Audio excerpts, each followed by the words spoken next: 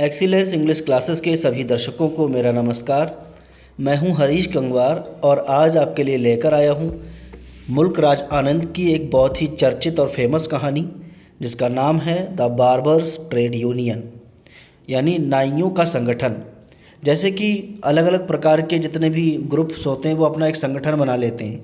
अलग अलग प्रकार के वर्कर्स, जैसे कि ट्रक यूनियन हो जाता है, लेबर यूनियन यानी मजदूर यूनियन हो जाता है। उसी प्रकार चंदू नाम के एक लड़के ने बार्बर्स ट्रेड यूनियन बनाया था, यानी नाइयों का व्यापार संगठन।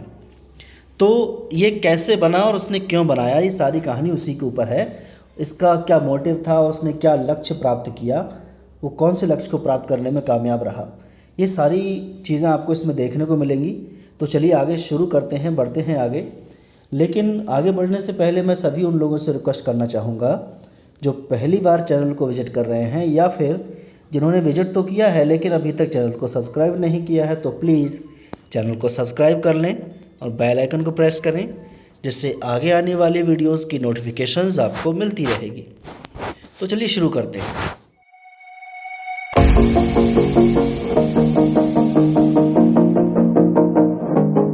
तो जैसे कि नाम से ही स्पष्ट है, द बार्बर्स ट्रेड यूनियन, तो हम पहले इसका परिचय देते हैं। मुल्क राज आनंद की कहानी द बार्बर्स ट्रेड यूनियन, इसमें कुछ एस्पेक्ट यानी कुछ पहलुओं पर बात होती है, जैसे स्टेटस, जैसे सामाजिक स्टेटस होता है, सोशल स्टेटस, इमेज, अपनी इमेज बनाना, एलियनेशन यानी पलायन, लोगों का किस प्रकार पलायन होता है, काम की तलाश में एक स्थान से दूसरे स्थान पर जाते हैं, इसको एलियनेशन बोला गया है। प्राइड यानी गर्व महसूस करना, क्लेवरनेस, चतुराई, इंडिपेंडेंस, एडोरेशन, एडोरेशन यानी सम्मान की भावना, यानी लोगों के द्वारा प्रशंसा किया जाना, रिस्पेक्ट, सम्मान, कंट्रोल एंड फ्रीडम, ठीक है, यानी नियंत्रण और आज़ादी। ये सारी चीज़ें आपको देखने को मिलेंगी और ये सारी चीज़ें चंदू नाम के कैरेक्टर के इर्द गिर्द ही देखती हुई दिखाई देती हैं। तो उसमें चंदू नाम का जो लड़का है वो इन्फीरियर कास्ट से माना जाता है, यानी छोटी जाति से, जिसको सोशल स्टेटस में बताया गया है। यानी गांव में जितने भी निवासी हैं वो सभी बड़े लोग थे ऊंची जाति के, और उसको छोटा माना गया था। यानी उसको केवल इस बात से इवैल्यूएट किया जा रहा है, उसका मूल्यांकन इस बात से किया जा रहा है कि वो और उसके पिताजी दोनों नाइयों का काम किया करते थे। तो सेकंड हेडिंग हमारा आ गया है, the Chandu against the upper caste, यानी चंदू जो था ऊंची जाति वाले लोगों के खिलाफ था। खिलाफ इसलिए नहीं था कि वो ऊंची जाति के थे, खिलाफ इसलिए था क्योंकि ऊंची जाति के लोग छोटी वालों को छोटा ही समझते थे, यानी उनके काम के आधार पर, उनको काम के आधार पर नहीं देखते थे, उनको देखते थे केवल जाति के नाम से। तो इसलिए वो उनसे खिलाफ हो गया था। चंदू's इंट्रिकेट पर्सनालिटी, यानी चंदू की जो पर्सनालिटी थी काफ़ी इंट्रिकेट थी, काफ़ी जटिल थी। तो ये हमें इस स्टोरी के यानी इस टेक्स्ट के शुरुआत में ही देखने को मिल जाती है। वो ब्रिलियंट होता है पोइट्री रिसाइट करने में, लेकिन मैथमेटिक्स में अच्छा नहीं होता है। फिर भी केवल दोष उसी का नहीं है, यानी उसकी पढ़ाई में, क्योंकि उसके जो पिता थे, पिता की रिक्वेस्ट पर वो अपने इनहेरिटेड प्रोफेशन यानी विरासत में मिला हुआ व्यवसाय यानी नाई का काम करने लगता है। और जब उसके पिता की मृत्यु होती है तो उसकी एजुकेशन ख़त्म हो जाती है, क्योंकि पिता की मृत्यु होने के बाद वो उनके व्यवसाय को चुन लेता है और उसकी शिक्षा पूरी तरह से समाप्त। तो चंदू पूरी जिम्मेदारी ले लेता है छोटी उम्र में ही, और हर सुबह चंदू रन्स एरंड्स का मतलब है घर घर घूमते हुए जाना, ठीक है, एरंड का मतलब कहीं जाना और काम करना, इसको एरंड्स बोला जाता है। शेविंग करना, hair cutting, villages prominent figures, यानी गांव के जो बड़े बड़े नामी गिरामी लोग हुआ करते थे उनके यहाँ पर जाता था।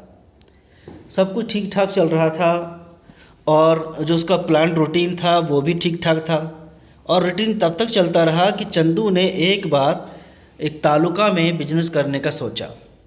तालुका यानी एक स्थान का नाम, और वहाँ पर अपना एक दुकान खोलने का ऐसा कुछ सोचा था। और वो कैसे हुआ अब देखते हैं।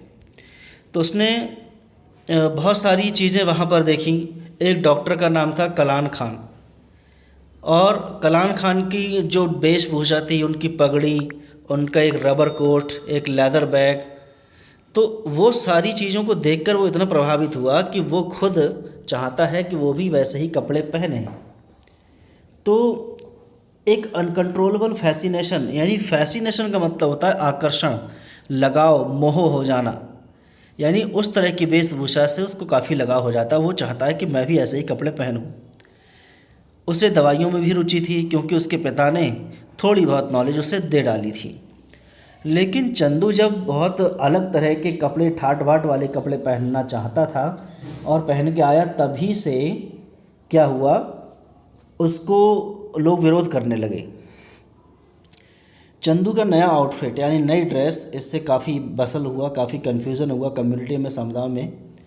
और जैसे जब वो लैंडलॉर्ड के पास गया, यानी ज़मींदार के मकान पर, तो लैंडलॉर्ड ने काफ़ी स्टॉन्च एंड रिजिड थिंकर, वो काफ़ी स्टॉन्च यानी कठोर था और विचारक, एक रूढ़िवादी विचारक था। तो मॉर्टिफाई करता है चंदू को। मॉर्टिफाई मीन्स यानी काफ़ी खरी खोटी सुनाना, गालियाँ देना, बेइज्जत करता है।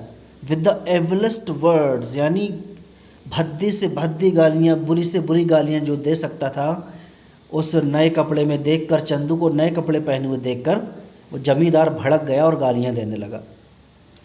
तो चंदू एक बेचारा मासूम सा लड़का था, नीची जाति का, तो बिना किसी स्पष्ट कारण के उसे अपमानित होना पड़ा। यानी केवल इस बात से अपमानित होना पड़ा कि वो नीची जाति का है तो इतने अच्छे कपड़े क्यों पहना है, क्योंकि उसने डॉक्टर कलानी की तरह कपड़े पहने थे। तो लैंडलॉर्ड ने ऐसा दिखाया कि ऐसे कपड़े पहनकर चंदू ने बहुत बड़ा क्राइम कर दिया था। तो चंदू को मजबूरी में ये सोचना पड़ा कि एक लो कास्ट यानी नीची जाति के लड़का होने के नाते उसे आनंद मनाने का, ठीक है, कोई अधिकार नहीं है, केवल ऊंची जाति वाले लोगों की सेवा करने के लिए उसे बनाया गया है। और उसने ये भी सोचा कि ये उसका अनअवॉइडेबल फेट है, यानी यही उसकी दुर्भाग्य है, यही उसकी किस्मत है कि उसे बस यही करना है। विलेज के साहूकार के पास जब वह जाता है, पहले जमींदार के पास, उसके बाद साहूकार के पास, साहूकार के पास जब जाता है तो वो वन स्टेप फर्दर होता है, यानी साहूकार एक कदम और आगे बढ़कर जमींदार से एक कदम आगे था। तो उसने चंदू को भद्दी से भद्दी, बुरी से बुरी गालियाँ थीं कि जितनी आप कल्पना नहीं कर सकते। यानी कि केवल कपड़े अच्छे पहनने की वजह से जमींदार ने और साहूकार ने उस नाई लड़के को बहुत अपमानित किया, बहुत गालियाँ दी। Instead of giving in to the village authorities, यानी गिविंग इन का मतलब है हार मान लेना, गिव इन का मतलब हार मानना, ठीक है, ये बहुत ध्यान रखेंगे आप। तो हार मान लेने के बजाय चंदू अपमानित और आउटरेज था, तो वो एक एक्शन लेता है, उन सभी को, उन मूर्खों को एक सबक सिखाना चाहता है। तो उसका जो लाइन ऑफ एक्शन था, यानी जो उसने अपना एक्शन लिया, जो कार्रवाई की, वो रेजिस्टेंस की थी, प्रतिरोध करना, यानी उसने काम करने से इनकार कर दिया। By conquering his circumstances he wishes to transform his and his other brothers fates, यानी परिस्थितियों पर विजय प्राप्त करते हुए वह चाहता है कि वह अपना और अपने दूसरे भाइयों का जो किस्मत है, भाग्य है, उसको बदल दे। उसके नाई के रूप में एक पोजीशन के बावजूद भी उसमें एक ऐसी क्वालिटी थी, एक एबिलिटी थी, योग्यता, कि वह आउटविट और सरपास कर सकता था, यानी लोगों को अपनी बुद्धि से मात दे सकता था। वो क्या करता है, he stops paying service to the village notables and others for shaving and hair cutting in order to teach the orthodox fools a lesson, यानी वह उन रूढ़िवादी मूर्खों को, यानी वो बड़ी ऊंची जाति वाले लोगों को सबक सिखाना चाहता है। कैसे करके? उसने उनके शेविंग करने से और बाल काटने से इनकार कर दिया। Instead he goes to town to make money, और उसके बजाय वह टाउन में जाने लगा, यानी शहर में, कस्बे में। The result was obvious with in a few days, तो थोड़े ही दिनों में क्या फ़र्क मालूम पड़ता है, एक बहुत बड़ी परेशानी और नाराज़ी उसे देखने को मिलती है। चंदू इतना चालाक था कि उसने अपने वेरका यानी उसका जो गांव था, वहाँ के अपने विरोधी नाइयों को भी परास्त कर दिया था। काउंटर पार्ट यानी विरोधी, बिल्कुल अपोजिट, ठीक है। काउंटर पार्ट का मतलब है जैसे कि कोई अगर पुरुष है तो उसका काउंटर पार्ट स्त्री, इस तरह से काउंटर पार्ट बोला जाता है, यानी एकदम ऑपोजिट या विरोधी। तो उसने बैरका गांव के दूसरे नाइयों को, जो उसके दुश्मन से थे, उन पर भी विजय प्राप्त कर ली थी। तो इन सब का परिणाम ये हुआ कि जमींदार बीमार लगने लगा और उसकी जो बीवी थी उसने धमकी दे डाली कि मैं तुम्हें छोड़ के चली जा रही हूँ।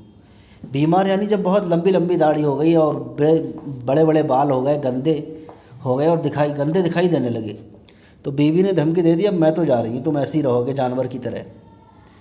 अब एक जो साहूकार था, साहूकार क्या करता था, खैनी चबाता था, तम्बाकू चबाता था और उसकी बड़ी बड़ी मूछें हो गई थी। तो मूछें उस तम्बाकू के कलर की वजह से रंग बदलने लगी और वो एक लेपर दिखाई देने लगा। लेपर का मतलब लिप्रोसी, जैसे लिप्रोसी होता है कोढ़, यानी उस रंग की वजह से वो कोढ़ी दिखाई देने लगा। अब विलेज के जो बुज़ुर्ग लोग थे वो क्या हो गए, सोर्स ऑफ अम्यूज़मेंट, यानी लोग उनको देख देख कर हंसी उड़ाते थे, देखो ये कैसे हो गए हैं, बाबा जैसे बन गए, साधु सन्यासी कितने गंदे दिख रहे हैं। चंदू की ये स्ट्रेटजी थी, ये कार्य योजना नॉन कोऑपरेशन की, बिल्कुल बहुत परफेक्टली कामयाब हो गई। कौन सी स्ट्रेटजी कि उसने सभी नाइयों को इकट्ठा कर लिया और कह दिया कि अब इनके बाल काटना बंद कर दो, शेविंग करना बंद कर दो, हम बाहर जाएंगे शहर में, वहाँ से पैसा कमाएंगे। अब होता क्या है, जो बैरका के रेसिडेंट होते हैं वो डबल मनी ऑफ़र के साथ किसी नाई के पास पहुंचते हैं, यानी उसी के पास, चंदू के पास, लेकिन उसके ऑफ़र को रिजेक्ट कर दिया जाता है। यानी गांव वालों की जो ऑफ़र था पैसे का, उसे मना कर दिया। चंदू सबको अट्रैक्ट कर लेता है टाउन में, और जो विलेजर्स होते हैं उन्हें नई मुसीबत का सामना करना पड़ता है। यानी चंदू का तो काम अच्छा से चल रहा था टाउन में, वहाँ के लोग भी खुश थे उसके काम से, लेकिन गांव वालों की हालत बेकार हो गई। अब वो क्या करता है, 7 माइल के रेडियस में 7 मील के दायरे में सभी नाइयों को इकट्ठा कर लेता है और उनसे परसुएड करता है, उन्हें मनाता है कि देखो पुरानी बात और थी, अब नया ज़माना ये है कि हम लोग, पुरानी बात में क्या थे, हम लोग जाते थे गांव के बुज़ुर्ग लोगों के पास और सीनियर्स के साथ, लेकिन अब उन्हें हमारे पास आना पड़ रहा है जब हमने उन्हें ध्यान देना बंद कर दिया। चंदू ने सभी परिस्थितियों पर काबू पा लिया और उसने बार्बर्स यूनियन बनाया और उसने वहाँ के निवासियों को मजबूर कर दिया और आस पड़ोस के सभी लोगों को मजबूर कर दिया कि वो खुद चल कर आएँ दुकान पर और शेविंग हेयर कटिंग कराएँ, ना कि उन्हें घर घर जाना पड़े। तो उसने कैसे चकमा दिया सभी को। बहुत से लोग ने उस बात को, एडवाइस को फॉलो भी किया, लेकिन चंदू ने many people may have followed the elders advice in the community, यानी बहुत से लोगों ने बुज़ुर्ग लोगों की बात को माना होगा, लेकिन चंदू ने नहीं माना था। वह तो केवल जैसा उसे अच्छा लगता था कपड़े पहनना, वैसे ही उसने कपड़े पहने और साथ ही साथ गांव के जितने भी लड़के थे अपनी शर्तों पर चलाने के लिए उसने मजबूर कर दिए। यानी चंदू को देख देख के सबके रंग बदलने लगे, सब अपनी मनमानी करने लगे, ना कि वैसे करते थे अब जैसा जमींदार और साहूकार कहा करता था। अब जमींदार और साहूकार के कहने से कोई भी कुछ नहीं करता था। तो इस कहानी का कंक्लूज़न क्या हुआ, मुल्कराज आनंद की इस कहानी का जो मुख्य पात्र है चंदू, वह क्लेवरनेस यानी चतुराई का एक जीता जागता नमूना है। चतुराई से वो कैसे सबको मात देता है। चंदू ये विश्वास करता था कि जिस सिस्टम ने उसे बाहर कर दिया, जिससे एक्सक्लूड कर दिया, वो सिस्टम उसे हरा नहीं पाएगा। जो सिस्टम कौन सा था, लोअर कास्ट में होने का। कम्युनिटी में जो भी लोग आइसोलेट थे, चंदू ने उनकी सबकी बात को समझा। अब वह समझता था कि जितने भी लोग हैं गांव के, वो उस पर निर्भर हैं और उसकी स्किल्स के, यानी उसकी योग्यता पर निर्भर हैं। नरेटर का जो कनेक्शन था, नरेटर यानी हमारे मुल्कराज आनंद, इनका काफ़ी गहरा रिश्ता था चंदू से और फैसिनेटिंग भी थे। यानी वो चंदू का कैरेक्टर उन्हें आकर्षित भी करता था, तो वह उनकी इज्जत भी करते हैं और आइडलाइज भी करते हैं। बहुत सारे पहलुओं में नरेटर यानी मुल्कराज आनंद चंदू से जलते भी हैं, ईर्ष्या भी करते हैं। ये बात उन्होंने साफ साफ कहा है। ईर्ष्या करते हैं क्योंकि चंदू काफ़ी आज़ादी में रहता है, अच्छे जैसे उसे लगता है वैसे कपड़े पहनता है, शहर में घूमने भी जाता है। तो सबसे बड़ी जलन इस बात की थी कि चंदू तो चला जाता है, हम नहीं जा पाते। तो ये थी कहानी। चंदू नरेटर का ही एक फ्रेंड था। तो चंदू एक बार्बर था, नाई था, जिसने अपनी चतुराई से गांव के सभी ऊंची जाति वाले लोगों को अपोजिट कर दिया बिल्कुल। तो आई होप ये कहानी आपको पूरी तरह समझ में आ गई होगी। और देखने के लिए धन्यवाद। कृपया शेयर करें, सब्सक्राइब करें।